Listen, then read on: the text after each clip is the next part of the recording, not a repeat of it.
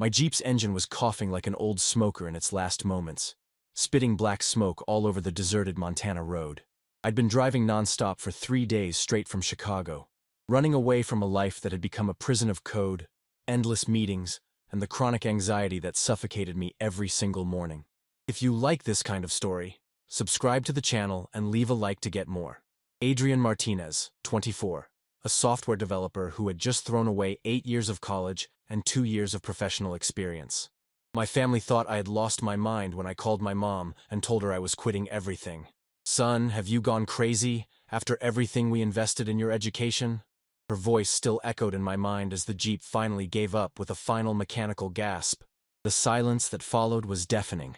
Not a single car had passed on that back road in the last 2 hours. It was just me, my broken '98 Wrangler, and thousands of miles of dense forest stretching in every direction. Panic started to creep in when I noticed my phone displayed "no service" in letters that seemed to mock my situation. I grew up in a traditional Latino family where men don't cry and they don't give up. My dad, a Mexican immigrant who built a small construction empire with his own hands, always said that the Martinezes never backed down from a challenge. But there, sitting in the driver's seat of a dead car in the middle of nowhere, I felt the bitter taste of real desperation for the first time in my life. The storm rolled in like a hungry beast, first with a few fat drops hitting the windshield, then with winds that made the Jeep sway like a toy. In a matter of minutes, the rain turned into an impenetrable curtain of icy water that seeped through the cracks of the poorly sealed windows. My city clothes, skinny jeans, expensive running shoes, and a leather jacket I bought to impress coworkers, were completely useless against the elements. What you're hearing here is just the beginning. The full stories, unfiltered and with all the details you can imagine, are available now. Check out the link in the description right now. I tried to start the engine dozens of times, each attempt more desperate than the last. The cold started to sink into my bones as the temperature plummeted with the arrival of night. My teeth chattered uncontrollably and I felt my rationality slipping away along with my body heat. Hypothermia, I realized with growing horror, wasn't a distant possibility anymore, but an imminent reality. I spent the night awake, shivering inside the car, burning pages from the owner's manual to try and keep warm. With every hour that passed, I felt my consciousness getting foggier. When dawn finally arrived, bringing with it a dense fog that turned the world into a gray nightmare, I had accepted that I would probably die there. That's when I saw him. Through the morning mist, a figure appeared like something out of a fever dream. A man on a brown horse, emerging from the fog like a ghost of the mountains. For a moment, I thought my mind was playing tricks on me, creating hallucinations to comfort me in my final moments.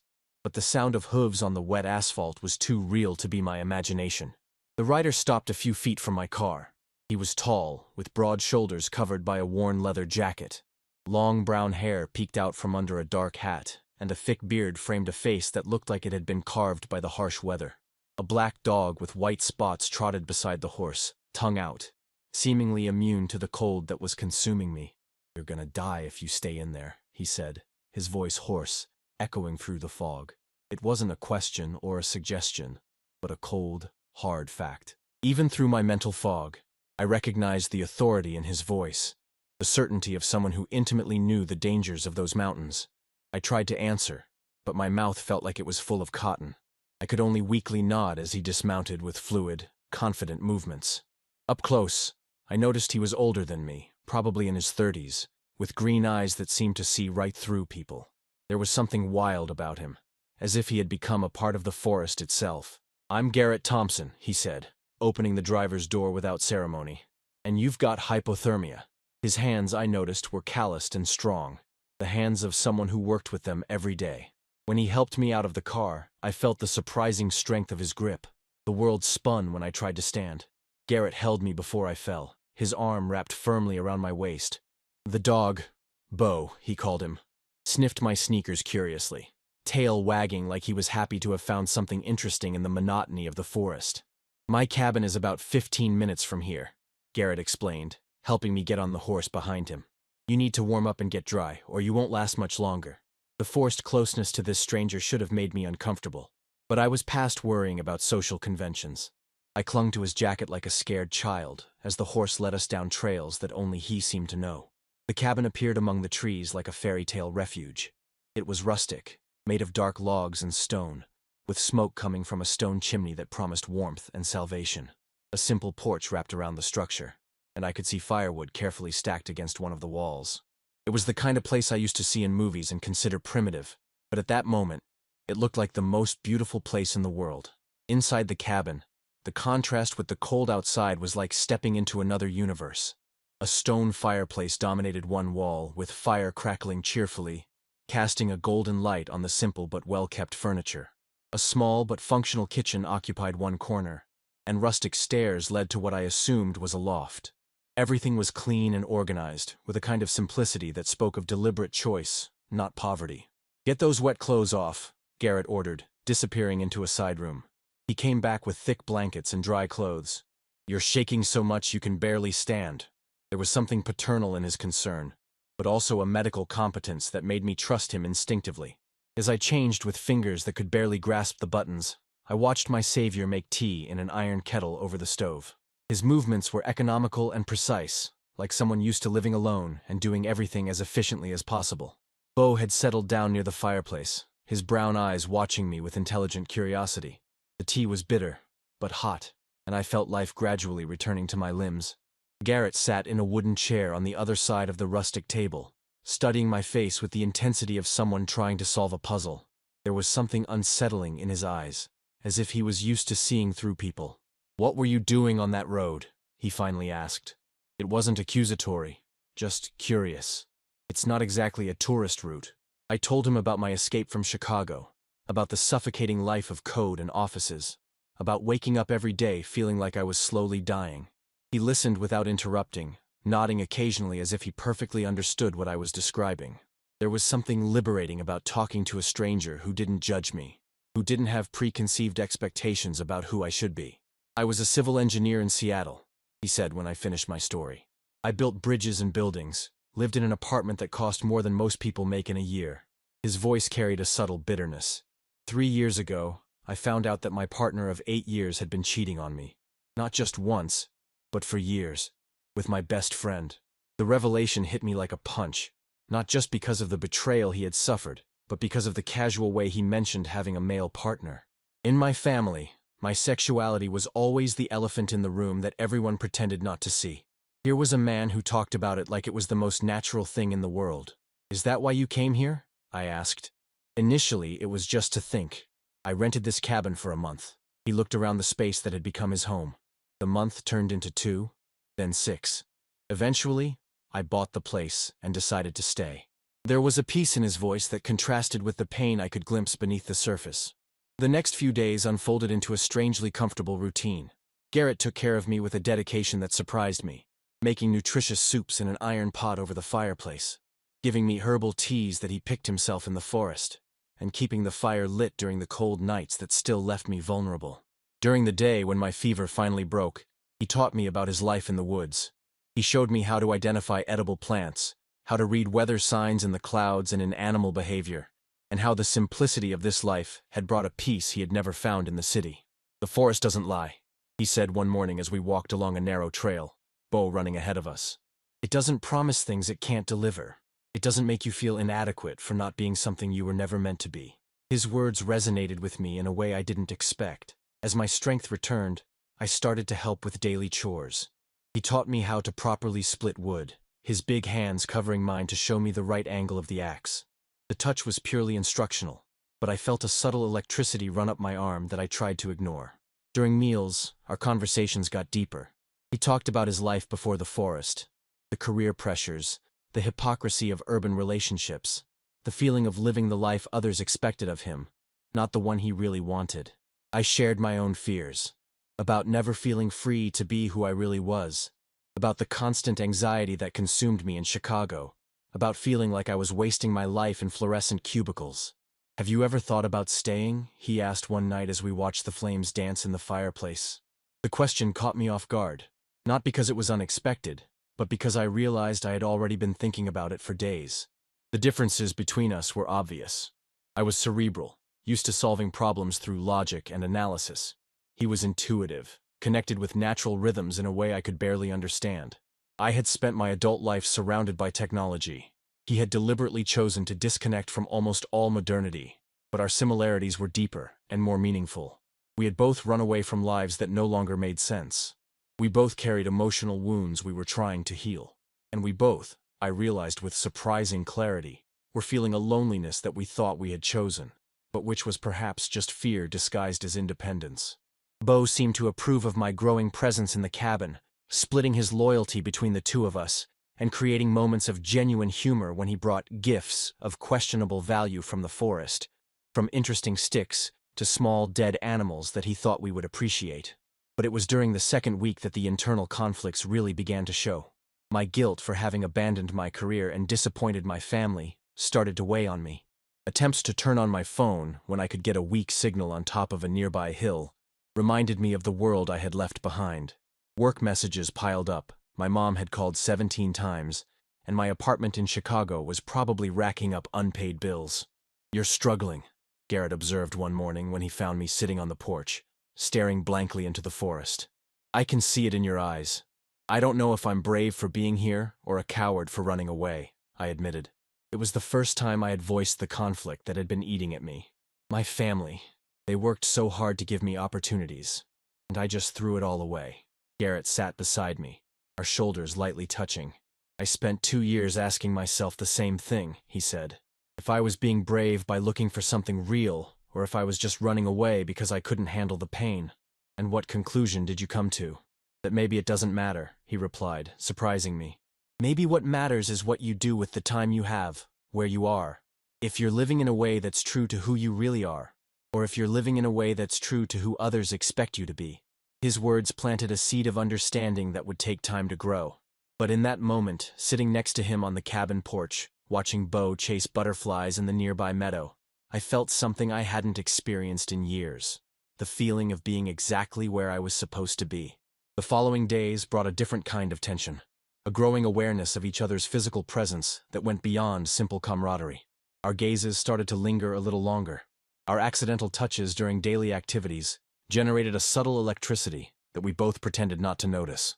There were moments when he helped me carry firewood and our bodies got close, when we shared the small space of the kitchen and I could feel the heat radiating from his skin, when the air seemed to carry a dangerous voltage. The change started on a golden Thursday afternoon, when Garrett decided to show me his special place in the forest.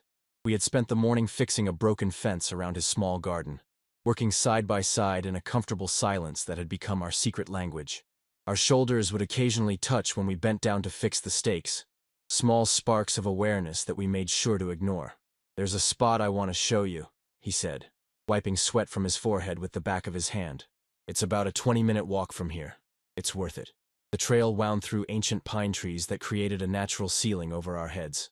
Bo ran ahead of us, occasionally stopping to investigate interesting smells or chase squirrels that taunted him from the high branches. The path was steep, but Garrett knew every rock, every root that could make me trip. His soft warnings, "Careful here, hold on to my arm," created excuses for brief touches that lasted a few seconds longer than necessary. When we finally reached the clearing, I understood why he considered that place special. A small but vigorous stream ran down the rocky slope, creating a 10-foot waterfall that poured crystal-clear water into a natural pool surrounded by moss-covered stones. Sunbeams broke through the leafy canopy, creating a mosaic of light and shadow that turned the water into liquid diamonds.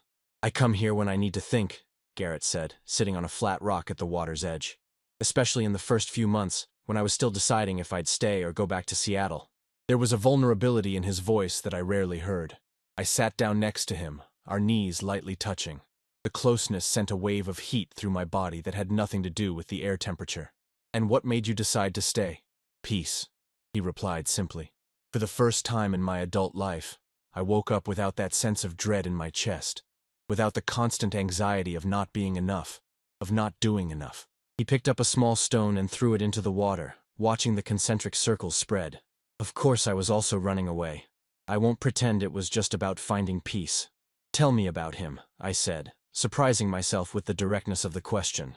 "Your ex-partner." Garrett was quiet for so long that I thought he wouldn't answer. When he finally spoke, his voice carried an old pain but no longer a sharp one. "David. We met in college, started dating in our 3rd year.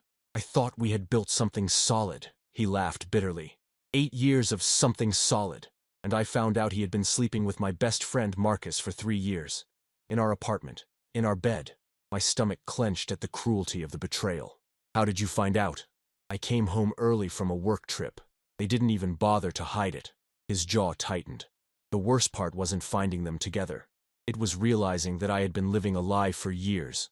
All of David's excuses for staying out late, all of Marcus's work dinners. I was a complete idiot. Impulsively, I reached out and touched his arm. His muscles tensed under my fingers, but he didn't pull away. You weren't an idiot. You trusted people who didn't deserve your trust. Maybe, he murmured. But the betrayal taught me something about myself that I didn't like, that I had been living their life, not mine, trying to be the perfect partner, the perfect friend, the perfect professional. And for what? To find out that none of it mattered when they decided I wasn't interesting anymore. The sun was moving through the treetops, creating new patterns of light on our faces. I realized I hadn't let go of his arm, and that he hadn't asked me to. There was something mesmerizing about the texture of his tanned skin, the small scars that told stories of manual labor and life outdoors. What about you? He asked, turning to look directly at me. Have you ever been in love? The question caught me off guard. A few times, I think, but never. I searched for the right words. Never really allowed myself to. My family, well, you know how traditional Latino families are. Some subjects just don't exist. But you knew. About yourself. Always, I admitted. But knowing and accepting are different things. And knowing, accepting, and living openly are completely different things. Garrett nodded understandingly. I was lucky. My parents were surprisingly chill when I told them about David. My mom even made a point of inviting him for Thanksgiving every year. His expression hardened. Ironically, she was more upset about the betrayal than I was initially. Why weren't you upset? Oh, I was furious, but I was also relieved. The admission seemed to surprise him.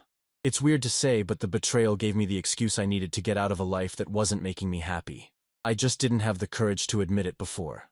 The silence that followed wasn't uncomfortable, but was filled with mutual understanding. We were both men who had run away from versions of ourselves that we no longer recognized. The difference was that Garrett had had 3 years to make peace with his choice. I was still navigating the turbulent waters of doubt and guilt. It's hot out here, Garrett said suddenly, starting to unbutton his flannel shirt. The hike was more intense than I remembered. I watched, mesmerized, as he revealed the chest I had only glimpsed during my recovery. 3 years of manual labor had sculpted his torso in a way no gym could replicate. Muscles defined not by vanity, but by necessity. Small scars here and there told stories of minor accidents and hard lessons. A line of dark hair disappeared into the waistband of his faded jeans. He leaned over the water, wetting his face and neck with movements that seemed almost ritualistic. Drops ran down his chest, some getting lost in the hair, others tracing paths that my eyes involuntarily followed. When he turned and caught me looking, I didn't look away. I couldn't. Adrian, he said my name like a question, asking for permission. I know, I replied, although I wasn't sure what exactly I knew. Only that something was changing between us, something that had been growing since the first day, but now demanded recognition. He approached, water still running down his chest, and held out his hand. Do you want to? The question hung in the air between us, full of possibilities. I took his hand without hesitation. His fingers were cold from the water, but his palm was warm and calloused. He helped me to my feet, and suddenly we were very close. Close enough that I could feel the heat radiating from his damp skin. Close enough to see the small lines around his green eyes that spoke of years of smiling under the sun. How long have you been thinking about this? He asked, his voice rough with an intimacy that made my stomach clench. Since that first morning, when you helped me change clothes, I admitted, feeling heat rise up my neck. What about you? Since the second day, he replied with a half-smile. When you had a fever and said my name in your sleep, it sounded different in your voice. The confession hung between us like a bridge that we were both hesitant to cross. I could feel my heart beating so hard I was sure he could hear it. His hands were still holding mine, and his thumbs traced small circles on my knuckles, a gesture so small yet so intimate that it made my whole body respond. Adrian, he said again, but this time it wasn't a question. It was a statement, my name sounding like a prayer on his lips. When our faces got closer, the world around us seemed to pause. The sound of the falling water, the whisper of the wind in the leaves, even our breathing. Everything became secondary to the magnetism that pulled us toward each other. His lips touched mine with a softness that completely contrasted with his rugged appearance, a tenderness that spoke of patience and care. The kiss started hesitantly, a whispered question, but quickly deepened when I felt his hands find my face. Calloused fingers tracing the line of my jaw, as if he were memorizing every contour. I responded instinctively, years of repression dissolving in the heat of his lips. My own hands found his bare chest, feeling his accelerated heart under my palms, every muscle a discovery, every touch a revelation. Garrett groaned softly when I gently bit his lower lip, a sound that echoed through the silent clearing and sent waves of desire through my body. His hands slid to my waist, pulling me closer until there was no space between us, until I could feel every contour of his torso against mine. "Jesus," he whispered against my lips, his breath ragged. I was trying so hard not to think about this. "Why?" I asked, though my own voice was trembling with desire. "Because I didn't want to complicate things. You were recovering, vulnerable. I didn't want you to think I was taking advantage of the situation." "Garrett," I said, looking directly into his eyes, "I've never felt less vulnerable in my life. I feel alive." The confession seemed to break some final barrier in him. His hands found the hem of my t-shirt, fingers asking a silent question. When I nodded, he pulled it over my head with deliberate movements, his eyes never leaving mine until the fabric was discarded on the stones. The fresh mountain air on my exposed skin gave me goosebumps, but the warmth of Garrett's gaze quickly replaced any cold I might feel. His hands explored my chest with a reverence that made me feel like I was something precious, something to be adored rather than simply desired. We moved together as if we had choreographed that moment in dreams, our bodies fitting together with a perfection that surprised us both. The soft grass next to the natural pool became our altar as we explored each other's geography, with touches that were simultaneously urgent and patient. Every one of Garrett's caresses was deliberate, his hands mapping my body like a territory he wanted to memorize completely.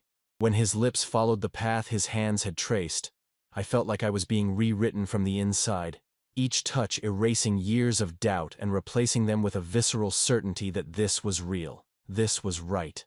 The moment we finally came together was like two forces of nature colliding. Intense, overwhelming, but also as natural as water finding its level. The world around us disappeared, leaving only the sound of the nearby waterfall, ragged breaths, and small moans of pleasure that mixed with the whisper of the wind in the leaves. It wasn't just physical. It was the collision of two wounded souls finding healing in each other. It was the whispered promise that not everything in life was temporary, that some connections transcended circumstances and became something permanent and transformative. When the climax took us, it was like sunbeams breaking through stormy clouds, simultaneously gentle and overwhelming, leaving us both transformed in the golden intimacy of the clearing. We remained intertwined, our breaths gradually normalizing, as the meaning of what had just happened slowly sank into our consciousness. In the moments that followed, still intertwined on the soft grass, the silence between us wasn't awkward, but filled with mutual understanding. We both knew we had crossed a line that would change us irreversibly. There was no going back, and neither of us wanted to. I felt a peace I hadn't experienced in years settle into my bones. The constant anxiety that had accompanied me since Chicago simply dissolved, replaced by a deep sense of being exactly where I was supposed to be. I looked at Garrett, seeing no longer the intimidating hermit who saved me on the road, but a complex and vulnerable man who had chosen to trust me with his deepest intimacy. "I don't regret it," he said softly, as if he were reading my thoughts. "What just happened? I want you to know that." "Me neither," I replied, tracing small circles on his chest with my finger. "For the first time in a long time, I feel like I did something completely right." Garrett smiled, a genuine smile that completely transformed his face, removing years of stored pain and revealing the man he had been before he hid in the forest. "We should head back," he said, but made no move to get up. "It'll be dark in a few hours." "In a minute," I replied, not wanting to break the magic of the moment. Bo had appeared at some point during our intimacy and was now sleeping under a nearby tree, as if he were standing guard. The image made me smile. When we finally got dressed and started the walk back, something fundamental had changed between us. Our fingers naturally intertwined, our bodies gravitated toward each other as we walked. The dynamic had evolved from caregiver and patient to something more equal, more intimate. We were two men who had found something precious in each other and weren't willing to let it go easily. That night, for the first time since I arrived at the cabin, I didn't think about leaving even once. And Garrett, watching me prepare dinner beside him as if we had been doing it for years, allowed himself to imagine that perhaps solitude was no longer necessary. The weeks that followed our encounter in the clearing unfolded with a naturalness that surprised me. There were no awkward conversations about what this means or where we're going. We simply began to live as if we had always been meant to share that space, that life. The first notable change was in how we occupied the cabin.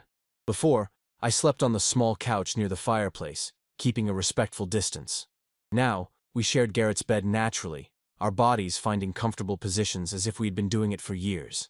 He slept soundly, one arm always finding my chest during the night, while I discovered I could finally shut down my overactive mind and just rest. Mornings took on a new intimate routine. Garrett always woke up first. 3 years of life in the forest had synchronized his biological clock with the sunrise. I would feel his movement getting out of bed, but would stay on the border between sleep and wakefulness, listening to the familiar sounds of him starting the fire and making coffee. The rich aroma would wake me up completely, and I'd find him in the kitchen, hair messy, wearing only worn sweatpants that hung seductively on his hips. "Morning," he would always say with that half-smile that had become my morning drug, handing me a steaming mug of coffee before stealing a kiss that tasted of infinite possibilities. During the days, we worked side by side with an efficiency that spoke of a genuine partnership. Garrett taught me how to use his recurve bow, initially with disastrous results that made him laugh until he cried. My first shots missed not only the target, but entire trees, making Bo run after the lost arrows with questionable enthusiasm. "You're overthinking it," Garrett said, positioning himself behind me, his arms wrapping around mine to adjust my posture. "Archery is more about feeling than about calculating." His warm breath on my neck made it impossible to focus on anything other than the feeling of his chest against my back. "It's hard not to overthink when you're practically glued to me," I murmured, feeling him smile against my shoulder. "Do you want me to stop?" he asked, but his arms tightened around me. "Definitely not," I replied, relaxing against him. "But maybe we should focus on the archery first." Gradually, with his patience and guidance, I started to hit the targets. It wasn't natural for me the way it was for him. Garrett could hit a can at 50 yards with casual ease, but there was something deeply satisfying about feeling the arrow fly true, about hearing the distinctive sound of it hitting the target. Our projects started to expand naturally. We fixed fences together. I held stakes while he hammered them in, our bodies moving in sync that didn't need words. We talked about expanding the garden in the spring. I suggested a drip irrigation system I could build using my technical knowledge, and Garrett got genuinely excited about the idea. "We could have a small greenhouse," he said one afternoon as we examined the available space. "Grow tomatoes and peppers during the winter, and I've always wanted to have chickens." "Chickens?" I repeated, trying to imagine life with domestic fowl. "Fresh eggs, Adrian. And they're great for pest control in the garden." His eyes sparkled with genuine enthusiasm. "Bo would probably love them. He has herding instincts." As if he understood he was being discussed, Bo raised his head from where he was chewing a stick, tail wagging approvingly. The image of the three of us, 4, counting the future chickens, living as a strange but functional family made me smile in a way I felt to my bones. It was during these moments of shared planning that I noticed a subtle shift in my language. I stopped saying, "when I go back to Chicago," and started using "if" instead of "when." Then I stopped mentioning Chicago completely, as if my former life had become a story that happened to someone else. Garrett noticed, of course. He paid attention to details in a way that still surprised me sometimes. "You stopped talking about going back," he observed one night as we watched the flames dance in the fireplace. "Yeah," I said simply, not elaborating. "And?" I looked at him, really looked. 3 years of living outdoors had sculpted not only his body, but his character. There was a solidity in him, a peace that I desperately wanted for myself, and I think maybe I don't want to go back. "What do you want?" he asked, his voice carefully neutral, but I could see the hope in his eyes, carefully contained but undeniably present. "This," I replied, gesturing around the cabin, but including him, Bo, the life we had started to build together. "I want this." Garrett didn't reply immediately. Instead, he reached out his hand, and when I took it, he intertwined our fingers and brought my hand to his lips, gently kissing my knuckles. "Then stay," he said simply. The decision, when it finally crystallized, wasn't dramatic. There was no moment of epiphany accompanied by orchestral music. Instead, it happened on an ordinary Tuesday morning, when I woke up before Garrett for the first time since I arrived. Lying beside him, Watching the dawn light filter through the simple curtains, I realized I couldn't imagine being anywhere else. I got up silently and went to the kitchen to make coffee, a reversal of our usual routine. When Garrett appeared 15 minutes later, hair still messed up from sleep, he found me standing by the window, watching Bo chase something in the meadow. "You're up early," he commented, accepting the mug I offered him. "I was thinking," I said. About? About how to cancel my lease in Chicago, and about how to explain to my mom that I'm not coming back." The words came out easily, as if the decision had already been made for weeks, and I was just consciously catching up to it. The smile that lit up Garrett's face was like the sunrise. Slow, warm, and absolutely transformative. "Seriously?" "Seriously," I confirmed. "This is my life now. Our life." He put his mug on the counter and pulled me into a hug that lifted me off the floor, spinning me once before putting me back down. When he kissed me, it was with such pure joy that I felt like I could fly. The months that followed were of literal and metaphorical construction. We used my technical knowledge to install a basic solar power system, allowing us to have limited but reliable electricity. We built a chicken coop together, a project that resulted in more friendly arguments than I thought possible about roof design and proper ventilation. "The chickens need air circulation, Adrian, but also protection from predators," Garrett would explain for the 10th time, while I insisted that my design was more efficient. "And my design offers both, in addition to being more aesthetically pleasing," I argued, holding my rudimentary sketches. Bo watched our discussions with interest, as if he were judging who presented the most convincing arguments. Invariably, our fights ended in kisses, which Bo apparently considered the appropriate resolution for any conflict. The first winter together tested our partnership in ways I hadn't anticipated. Being isolated for weeks during snowstorms could have put pressure on any relationship, but we discovered that our ability to occupy the same space comfortably was almost supernatural. Garrett taught me to carve wood during the long winter nights, his big hands covering mine to guide the chisel. I started with simple projects, a spoon, a small bowl, but there was something deeply satisfying about creating something beautiful and functional with my own hands. "You're good at this," he observed, examining a bowl I had finished after weeks of careful work. "It's almost like programming, isn't it? Removing everything that doesn't belong until all that's left is what's supposed to be there." His observation hit me in an unexpected way. It was exactly like programming, but also like the life we had built together, removing all the superfluous until only the essential remained. Love, honest work, and the peace that comes from living authentically. Spring brought new projects and new life. Our first chickens arrived. 6 tiny chicks that turned Bo into an obsessively dedicated herder. Watching him try to keep the birds together while they insisted on exploring every inch of the yard was endless entertainment.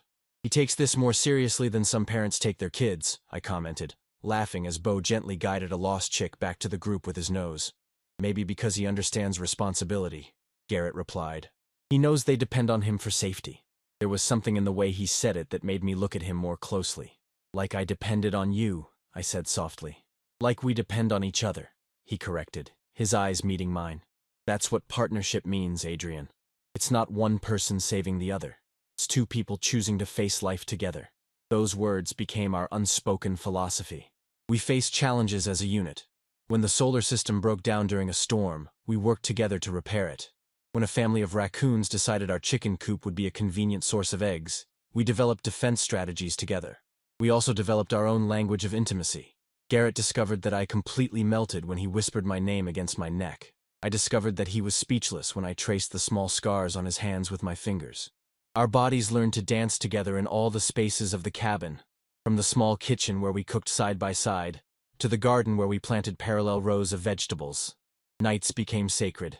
After dinner, we would often sit on the porch, watching the stars that were so much brighter here than I had ever seen in Chicago. Garrett taught me constellations, their stories, how to use the stars for navigation. In return, I would tell him about technology in ways that made sense to someone who had chosen to live simply. "Do you ever miss it?" he asked me one night, my head resting on his chest as we watched meteors streak across the sky. "The city life? The career? The things you left behind?" I thought carefully before answering. "I miss some people. My younger sister mainly. But the life? No. I feel like I'm finally living instead of just existing." "And your family? They don't understand?" "They're trying," I admitted. "My mom still texts me asking when I'm going to go back to normal. She doesn't understand that this is my normal now. This is my home. Garrett kissed the top of my head. Maybe one day they'll visit. See what we've built here. Maybe, I agreed, although I knew it would take time for my family to accept not only my life choice, but my choice of partner. For now, it was enough that I had found my place in the world. As our first year together drew to a close, I realized I had completely stopped thinking about life in terms of before and after I met Garrett. There were no clear divisions between my city life and my forest life. There was only the natural evolution of a person who finally found where he belonged. One autumn afternoon, as we were preparing firewood for the approaching winter, Garrett stopped in the middle of splitting a log and looked at me with that thoughtful expression I had learned to recognize. "What's up?" I asked, leaning on my axe. "I was thinking about luck," he said.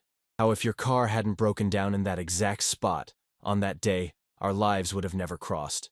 You'd still be in Chicago, I'd still be alone here, and neither of us would know what we were missing." "Destiny?" I suggested, half-jokingly. "Maybe," he considered seriously. "Or maybe it's just that sometimes the best things in life come from the worst moments.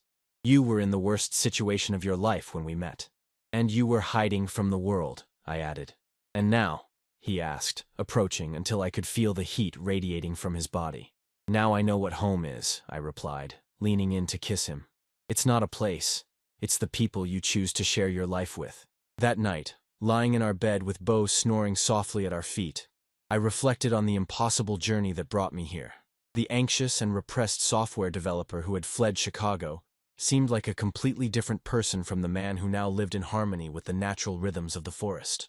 I learned that true human connections don't need technology or urban conveniences. They just need vulnerability, the courage to be authentic, and a willingness to open up to possibilities we never planned for. The love I found with Garrett wasn't sought or anticipated, but grew naturally from the circumstances that brought us together, and the conscious choice to nurture what we discovered together. Garrett also transformed by my side, rediscovering that isolation wasn't protection, but limitation.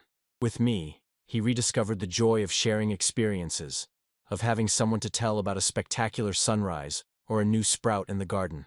Sometimes, in the quiet moments before sleep, I smile thinking about how the best destinations are the ones we never planned to find. How sometimes it's necessary to get completely lost to discover where we truly belong. My life didn't begin when I was born, or when I graduated, or when I got my first job. My true life began the moment I stopped trying to be who others expected me to be, and started discovering who I really was. And that discovery was only just beginning. Each morning beside Garrett brought new possibilities, new projects, new ways to grow together. We had plans to expand the house, to start a small carpentry business, maybe even to adopt more animals. But above all, we had each other.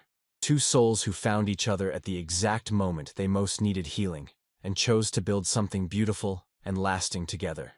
What you're hearing here is just the beginning. The full stories, unfiltered and with all the details you can imagine, are available now.